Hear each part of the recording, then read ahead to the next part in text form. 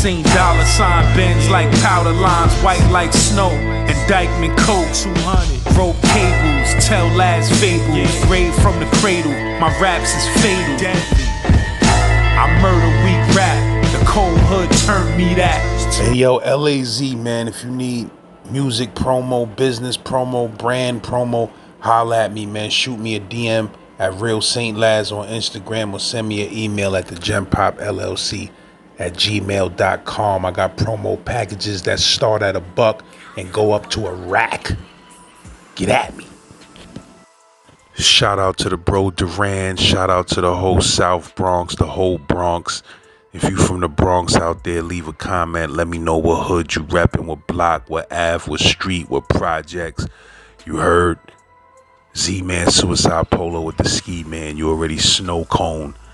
I'm in the business of bringing dudes the best stories they ever heard, the best jail stories, the best hood stories, the best life stories, the funniest stories, all of that. You heard?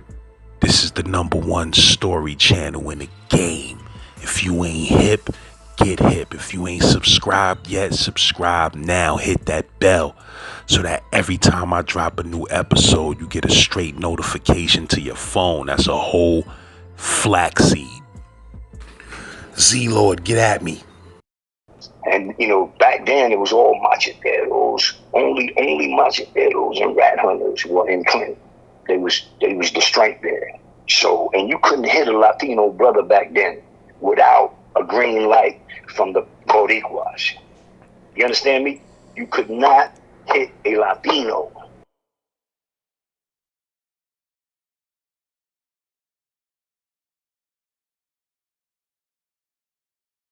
Little Duchy was, I don't know, he was about under 5 feet, but his arms was just as big as anybody's, just as big as mine. He had them little trunk legs. He always used to work out. He was a little machine working out.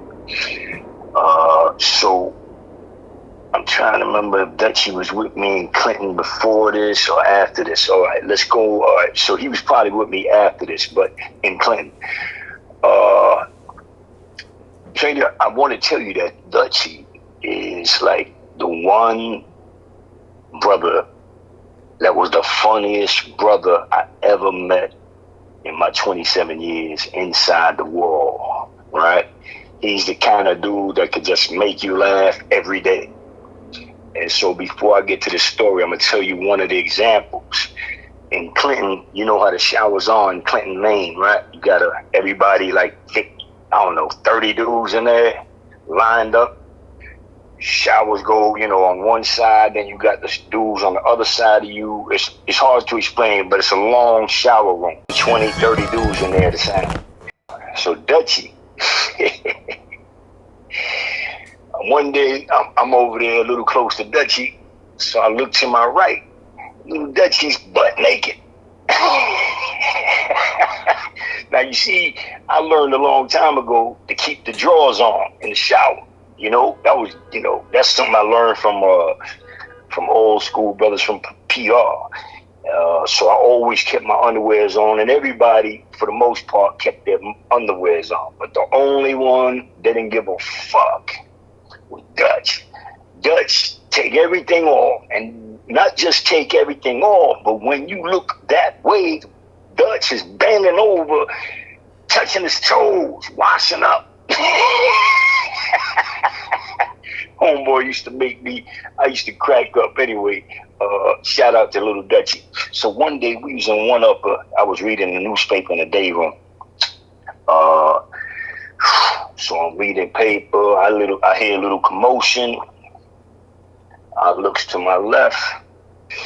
Little Duchy's getting it on with this dude, but that's like a regular in one-upper. I told you that. So we used to see that every day. But the problem was, dude was a lot bigger than Duchy. So they going at it. They just going at it back and forth, back and forth, back and forth. Shit's taking too long though. And you know, I was a little concerned. I can't let nothing happen to little Duchy. It's my little brother. So I had to step over there and take care of some business. I guess over there, hit that boy with a right hook.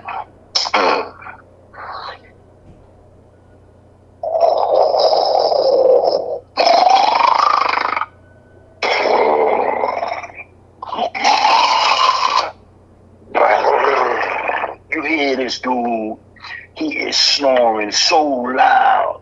My man from 3 Upper told me he heard him. Now we in 1 Upper. The shit was so loud. It was crazy. Everybody just looking. The dude is snoring for real.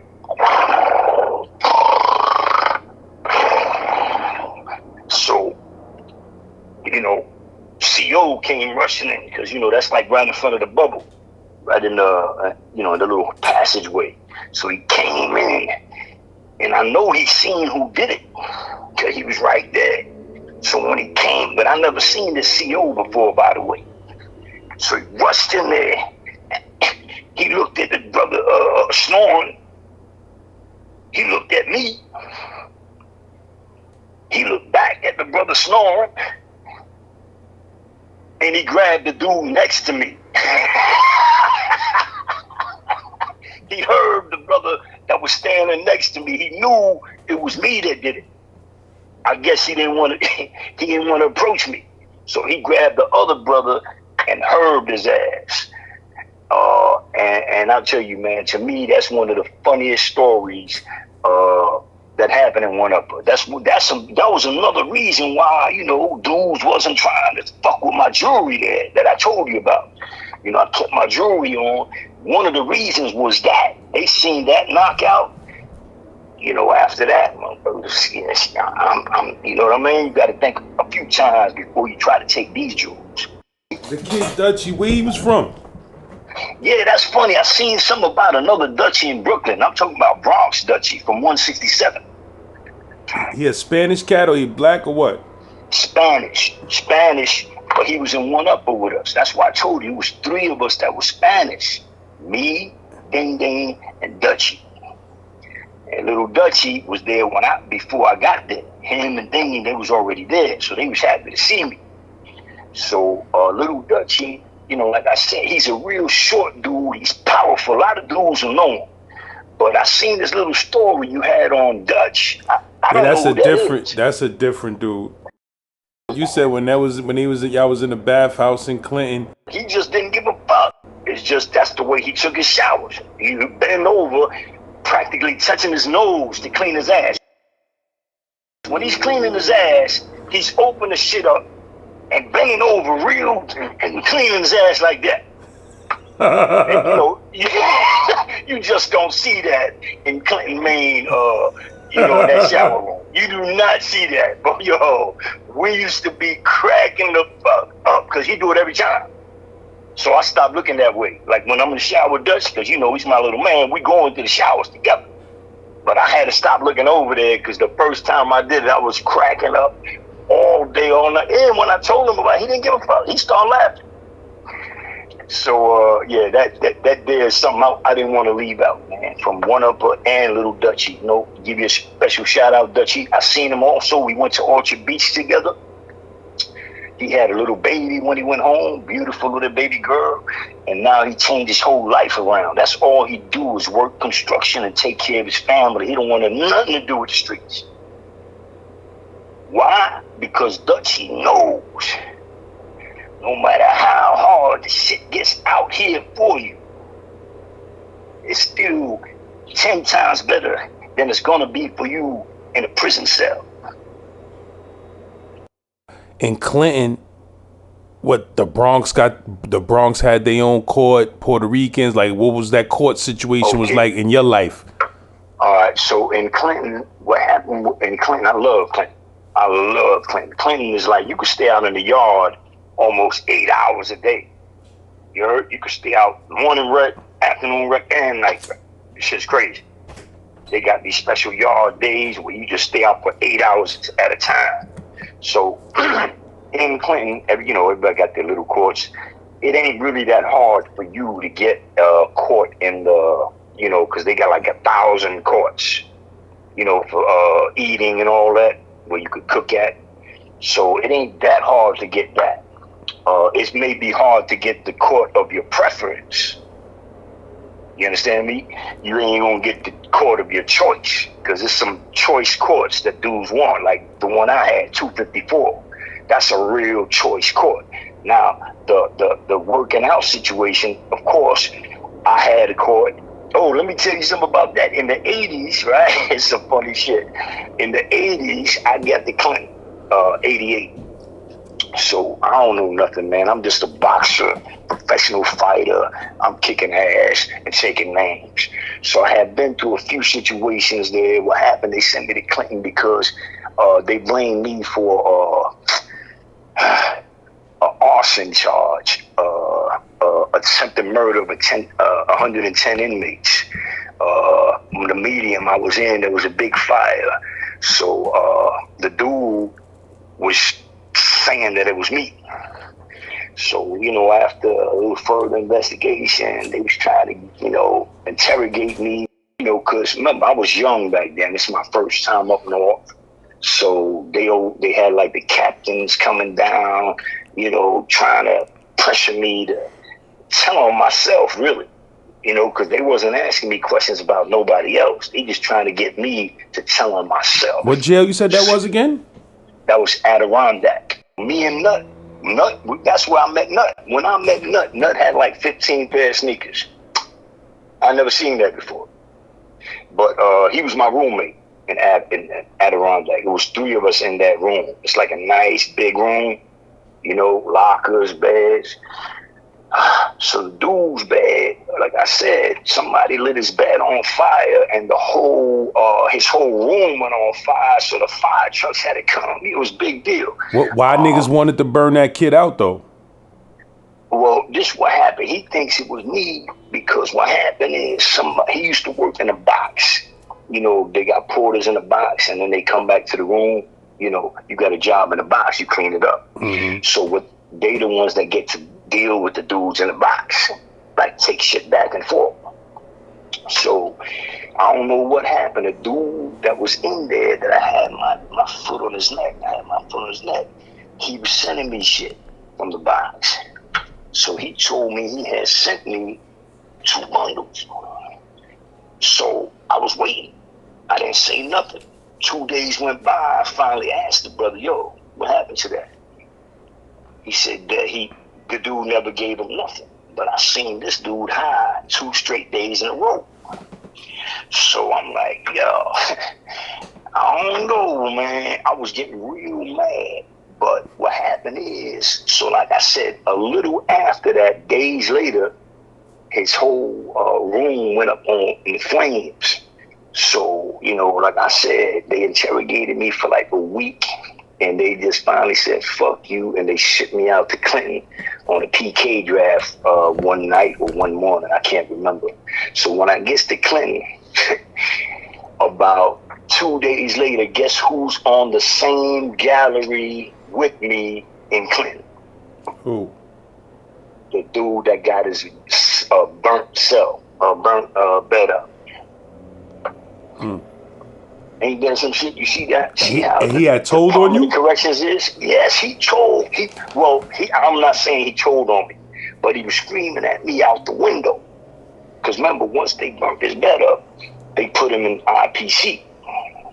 So that's right where the box is. But he was screaming at, because I was working lawns and grounds.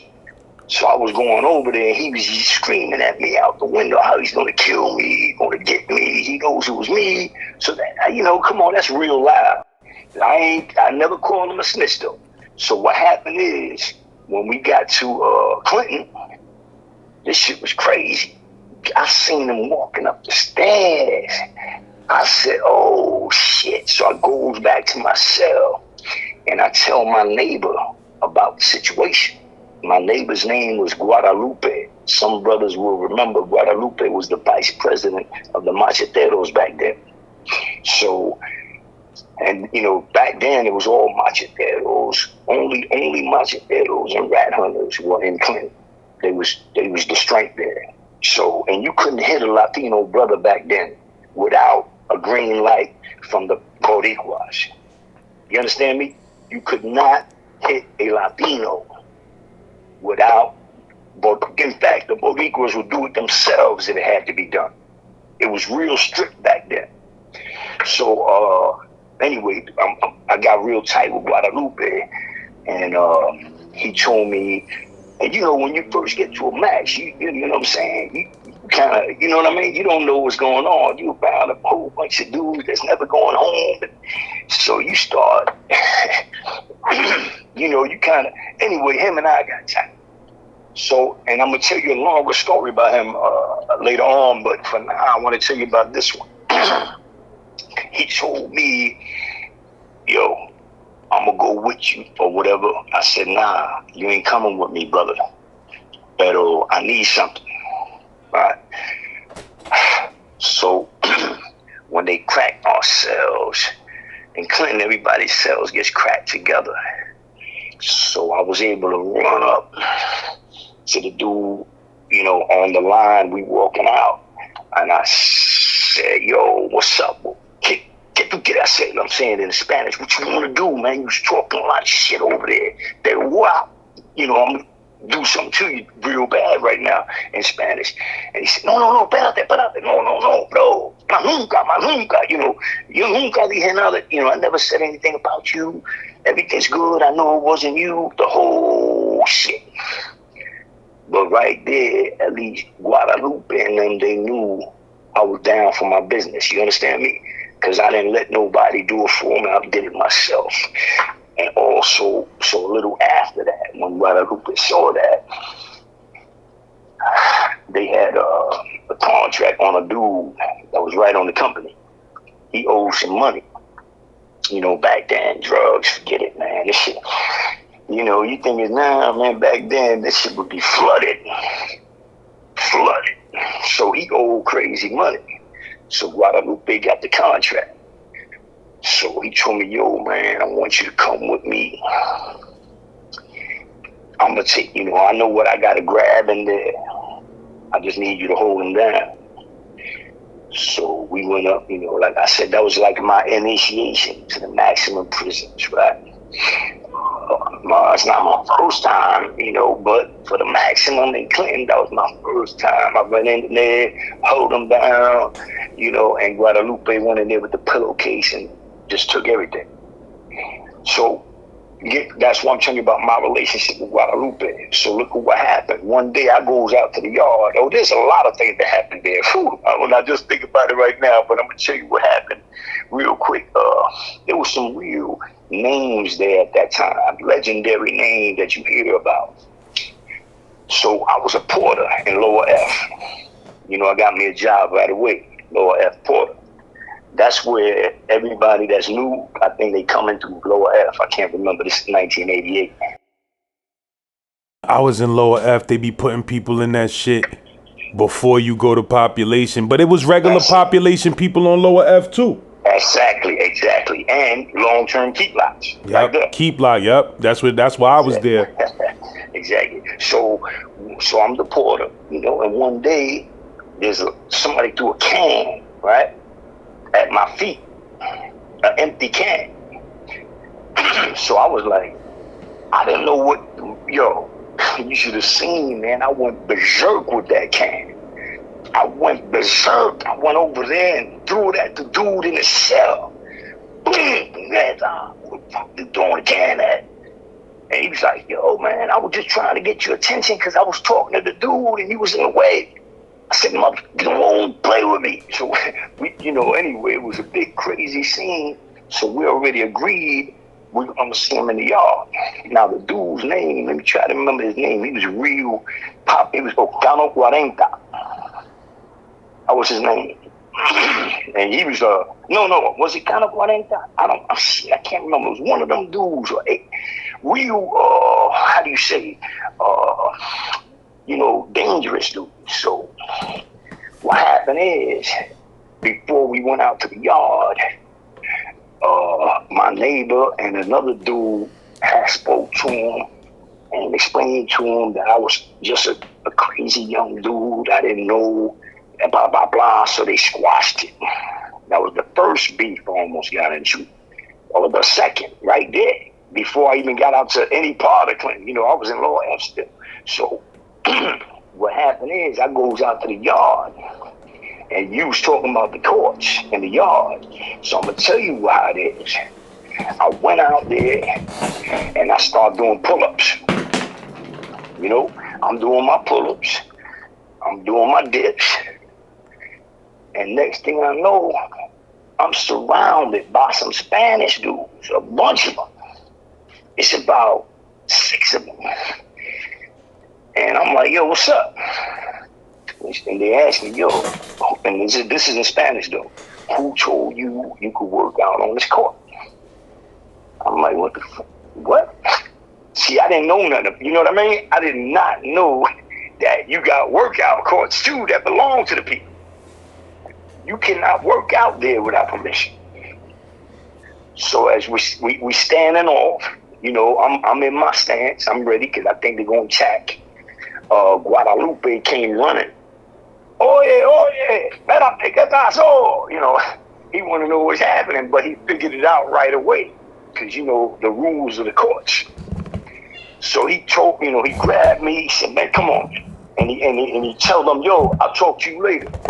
And he just pulled me out of that. So that's how the courts are in Clinton.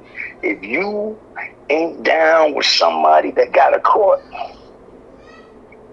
you can't work out on them. They got one court though that everybody could use. It's by the bubble. That everybody can use that court. But all the rest of the courts, weights, pull-up bars, they belong to somebody. So my court was at the end. I had the best one. All the way to the end where I could keep my back to the wall. And it's right before you go up the hill. So that there is very, very important who's in your court. Because Clinton is like it's like a murder capital of, you know, prisons in New York. So you have to know who's working out next to you. So that's how I put it to you. I'll say the Bloods had, when I was in there in Clinton 98 and 99 the second time. The first time, oh, by the way, that same court that they almost killed me over in 1998, that was my court in 1999. So I was in Clinton from 98 to 2001.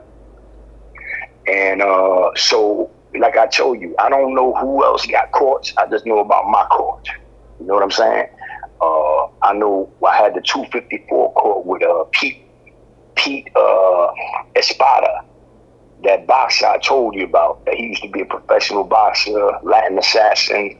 I think he fought Meldrick Taylor. So what happened is, I don't know what happened. Him and my other homeboy, I'm not gonna mention his name because I'm upset with Pete over this. The damn sergeant, one day Pete pulled me over and my man, he said, yo man, the sergeant told me I had to take you off of the court, take your name off of the court, because if I don't, they're gonna post the court. That means they're gonna close it. That's the feeding court, not the workout court. You know, where you make your food at. So he said, so I said, what you talking about, man? Why are you gonna let them tell you who to take off the court? He said, yo, man, I tried to talk to him. I told him you was chilling, you know, that you ain't messing around, that you know, you being, you know, you doing the right thing, working on your cage. And he just looked at me and said, but he's a bad guy. So you don't take him off the court, I'm going to post the court.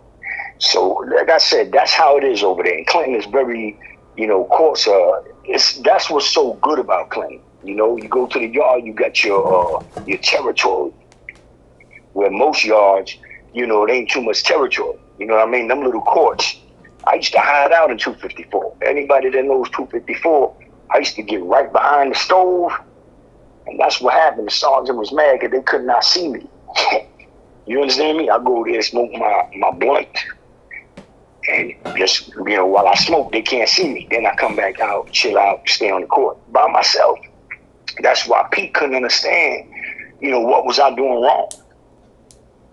But the fact was that, you know, my jacket followed me from Rikers and all that, you know.